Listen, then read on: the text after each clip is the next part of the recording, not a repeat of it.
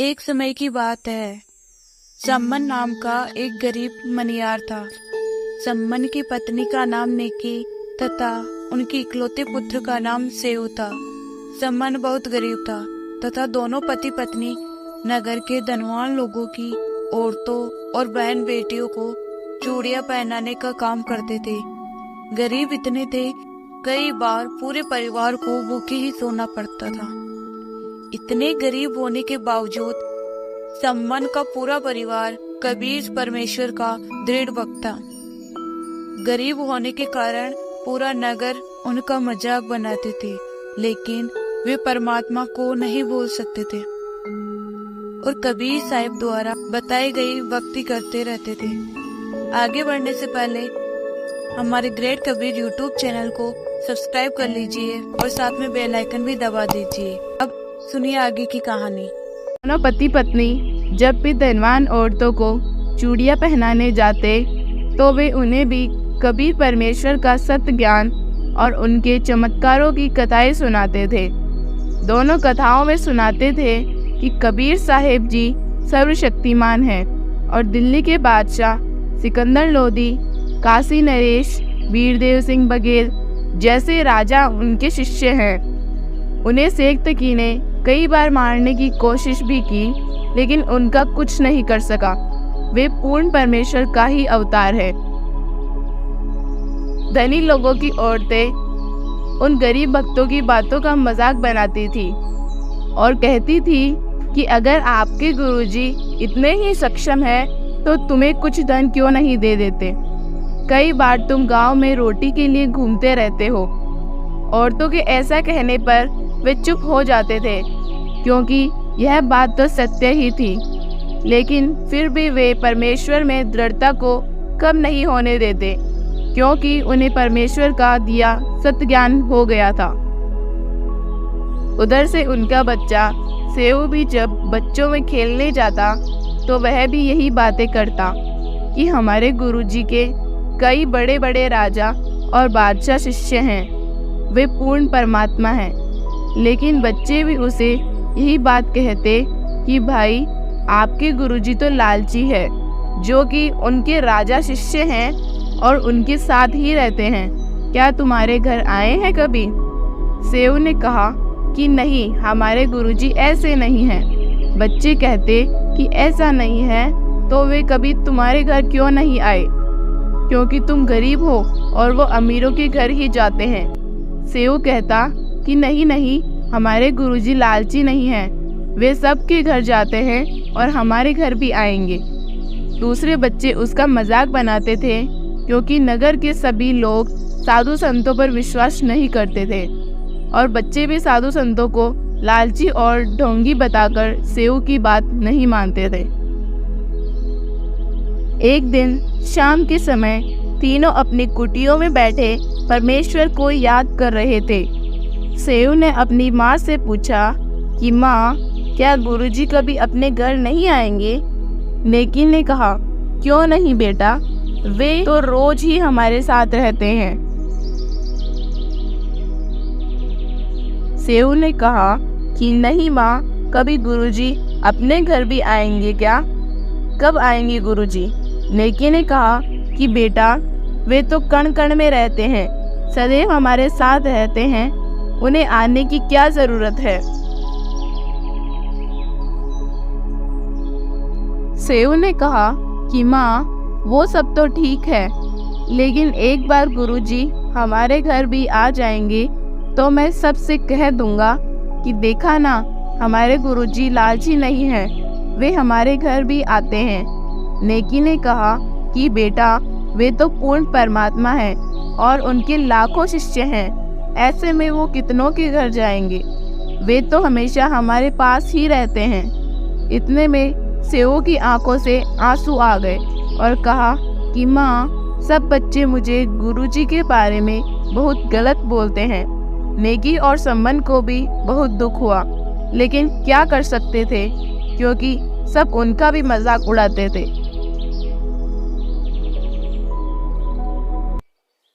इतने में कबीर साहब ने अपने दो भक्तों के साथ उनके दरबार पर आवाज़ लगाई कि बेटा सम्मन, घर पर है क्या कोई?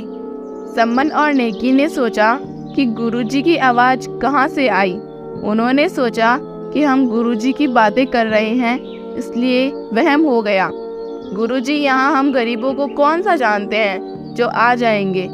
थोड़ी देर बाद कबीर साहब ने वापस आवाज़ लगाई कि सम्मन, नेकी, बेटा सेऊ, कोई है क्या घर पर? वे चौंक गए और सोचा कि ये तो गुरुजी की ही आवाज़ है। कुटिया से बाहर निकलकर देखा तो सचमुच 3 संत बाहर खड़े थे। बाहर वाले दरवाजे के पास पहुँचे और देखा तो स्वयं कबीर परमेश्वर और 2 अन्य भक्त भी साथ में खड़े थे। उनको सदमा सा लग गया और अपने गुरुजी को देखते रह गए। उन्हें विश्वास नहीं हो रहा था कि यह सच है या कोई सपना। तभी एक भक्त ने कहा कि गुरुजी को यहीं रखोगे या अंदर भी ले चलोगे? तब उनकी चौंध टूटी और कबीर साहब के चरणों में गिर गए और रोने लगे और कहा कि कैसे दया करी प्रभु तुच्छ जीवों पर। कबीर साहब ने उन्हें आशीर्वाद दिया। कबीर साहब ने अंदर चलने के लिए कहा और कहा कि आज हम आपके ही घर रुकेंगे। तीनों बहुत खुश हुए और कबीर साहब को अंदर लाकर दरी बिछाकर बैठा दिया। परमेश्वर से खूब ज्ञान सुना और कह रहे थे कि आज ही आपका भक्त सेऊ आपको याद करके रो पड़ा। आप तो अंतर्यामी हो और चले आए हम गरीबों के पास।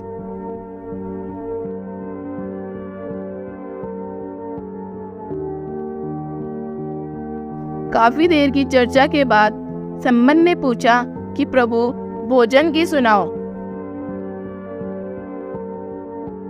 कबीर साहब ने कहा कि भोजन तो बना लो भाई, खाना खाएंगे। सम्मन अंदर अपनी पत्नी के पास गया और बोला कि खाना बनाओ, गुरुजी भूखे हैं। नेकी ने कहा कि घर में आटा ही नहीं है और कोई दे भी नहीं रहा। सब बोल रहे हैं कि आज देखेंगे तुम्हें और तुम्हारे सर्वशक्तिमान गुरु को। सम्मन ने सोचा कि यह क्या हुआ मेरे साथ। उसने कहा कि ला तेरी चुनरी, मैं इसे कहीं गिरवी रखकर आटा मांग लाता हूँ। नेकी ने कहा कि मैंने यह भी कोशिश कर ली, कोई नहीं देता, क्योंकि यह एक कोहने से फटी हुई है। सम्मन कलेजा पकड़कर बैठ गया और अपने आप को कोस रहा था कि मैं कितना निकम्मा व्यक्ति हूँ। पहली बार मेरे गुरु मेरे घर आए हैं और मैं इन्हें भोजन भी नहीं करा सकता। सम्मन रोने लगा और बहुत दुखी हो गया। नेकी ने कहा कि गुरुजी से कह दो कि सुबह जल्दी उठकर ही भोजन करा देंगे, एक समय का ही भोजन है। सम्मन ने कहा कि सुबह कहाँ से लाएंगे। नेकी ने कहा कि रात को चोरी करके ले आना। सेऊ ने कहा कि माँ, चोरी से तो अच्छा हम भूखे ही रह जाएंगे। नेकी ने कहा कि बेटा, हम तो भूखे ही रहेंगे, हम अपने गुरुजी के लिए चोरी करेंगे। बेटा, धनवान के घर से की गई चोरी को दान कर दे तो उसे चोरी का पाप नहीं लगता। हमें इस नगर को बचाना भी है। अगर गुरुजी इस नगर से भूखे चले गए तो इस नगर का नाश हो जाएगा। ये सब नगरवासी धन के साथ अभिमानी हो गए हैं और ऐसे नगर ज्यादा दिन नहीं रहते। हमने इस गांव में अपना जीवन बिताया है और बिताना भी है, तो इसकी रक्षा करना हमारे लिए जायज है। नेकी ने सम्मन से कहा कि गुरुजी से विनम्र होकर बोल दो कि सुबह भोजन कराएंगे। गुरुजी जानी जान है, वो समझ पाएंगे। सम्मन ने कबीर साहब से कहा कि गुरुदेव सुबह भोजन कराएंगे। कबीर साहब ने कहा कि कोई बात नहीं बेटा, अब भूख भी कुछ शांत सी हो गई है, सुबह ही कर लेंगे, अभी तो आराम करते हैं। ऐसा कहकर परमात्मा तथा दोनों संत लेट गए और सो गए। उधर तीनों रात पर जगे रहे और आधी रात को सम्मन और सेऊ चोरी करने को निकल पड़े। नगर में जाकर एक सेठ जी की दुकान के पीछे पहुँचे और कच्ची दीवार को फोड़कर एक बड़ा सा सुराग बना लिया। सम्मन ने कहा कि बेटा तुम बाहर ध्यान रखो और मैं अंदर घुसकर आटा ले आता हूँ। सेऊ ने कहा कि नहीं पिताजी, आप बड़े हो, मैं छोटा हूँ, अगर मुझे पकड़ भी लिया तो मुझे छोड़ देंगे, मैं अंदर जाता हूँ। सम्मन ने कहा बेटा तू एक ही तो है मेरे, ये सेठ जी राजा का बड़ा जानकार है, ये तुम्हें भी मरवा सकता है, अगर तू नहीं रहा तो मैं क्या करूँगा, मैं ही जाता हूँ। सेऊ ने कहा नहीं पिताजी, मैं बालक ही हूँ, क्या पता मुझे नादान और अनजान समझकर छोड़ दे। ऐसा कहकर सेऊ अंदर घुस गया। सम्मन ने कहा कि बेटा केवल 3 संतों के लिए ही आटा लाना, ज्यादा मत लाना।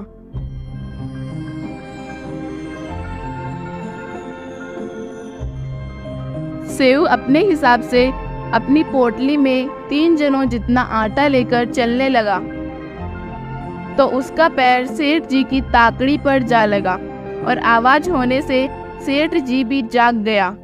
सेऊ निकलने लगा, उतने में सेठ जी ने सेऊ का पैर पकड़ लिया। सेऊ ने पोटली बाहर फेंक दी और कहा कि पिताजी, मुझे सेठ जी ने पकड़ लिया है और आप ये आटा ले जाओ। सेठ ने सेऊ को अंदर खींच लिया और शक्ल से पहचान लिया।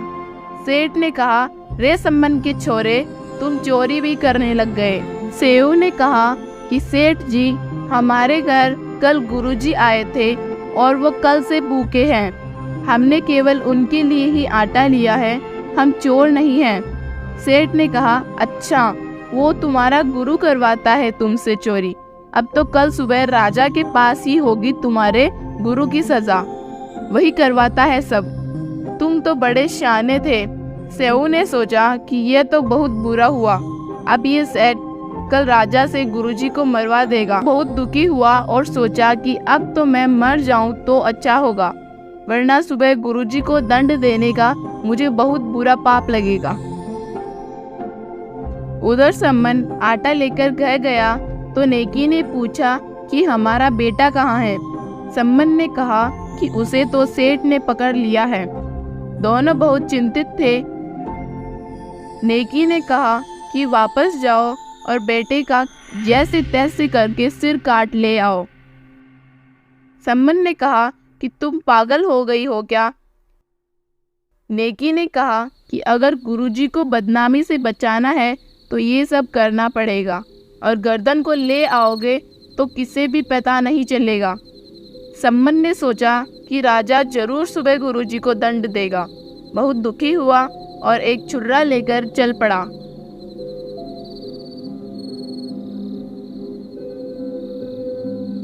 सम्मन ने जाकर कहा कि बेटा, तुमसे एक जरूरी बात करनी है। सेऊ ने कहा कि सेठ जी, मुझे मेरे पिताजी से बात कर लेने दो, सुबह तो क्या पता मैं रहूं या ना रहूं। सेठ ने सोचा कि चल बात करने के लिए थोड़ा ढीला कर देता हूँ। सेठ ने सेऊ को गर्दन बाहर निकालने जितना ढीला कर दिया। सेऊ ने गर्दन बाहर निकाली और कहा कि पिताजी, अगर गुरुजी को बचाना चाहते हैं तो मेरी गर्दन काट दो। सम्मन ने कहा नहीं बेटा, फिर मैं कहाँ जाऊँगा। सेऊ ने कहा कि पिताजी, गुरुजी के बारे में सोचो, अगर आप मेरी गर्दन नहीं काटते हो तो मैं आपका बेटा नहीं रहूँगा। ऐसा कहने पर सम्मन ने एकदम से हिम्मत की और एक झटके में बच्चे की गर्दन काट दी।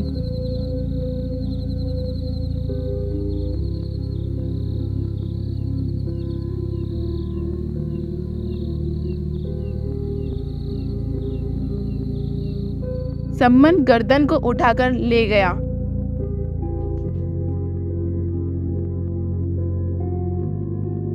उधर सेठ ने देखा कि ये तो बहुत बुरा हुआ और सुबह इसके गुरु से पहले तुम्हें फांसी पर लटकना पड़ेगा। सेठ ने बच्चे के धड़ को उठाया और दूर जंगल में एक बड़े खड्डे में पटक आया और रातों रात सुराग को ठीक कर लिया, जैसे कुछ हुआ ही नहीं हो। सेठ जी आराम से सो गया। सम्मन सिर लेकर घर पहुंचा। नेकी ने कहा कि वापस जाओ और सेठ जी ने जहाँ भी धड़ को पटक कर आया है वहाँ से उठा लाओ।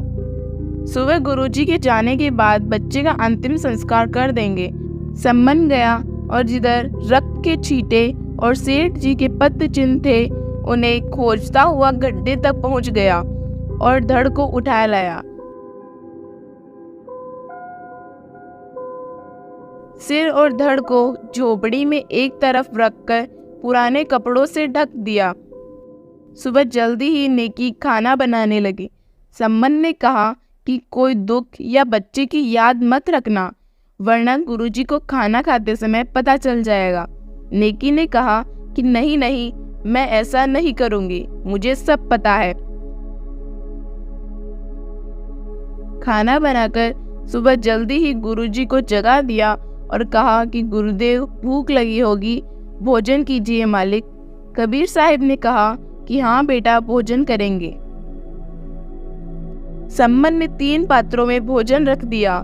कबीर साहिब ने कहा कि बेटा इनको 6 पात्रों में कर दो, 3 तुम और 3 हम।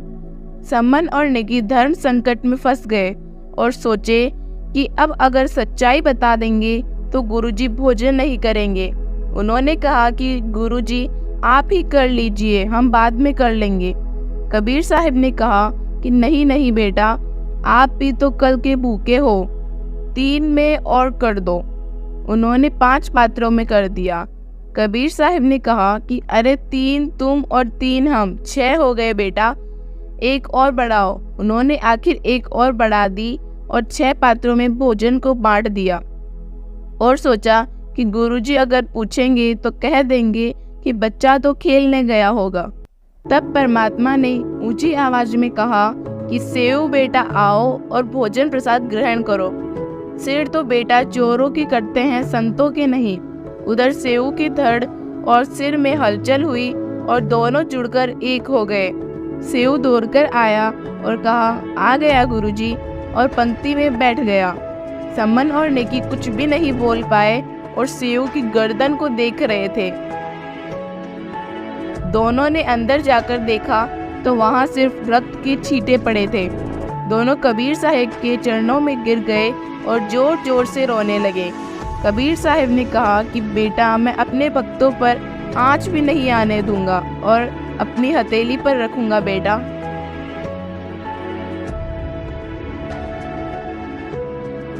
ये अनमोल ज्ञान जगत गुरु तत्वदर्शी संत रामपाल जी महाराज के सत्संगों का अंश मात्र है।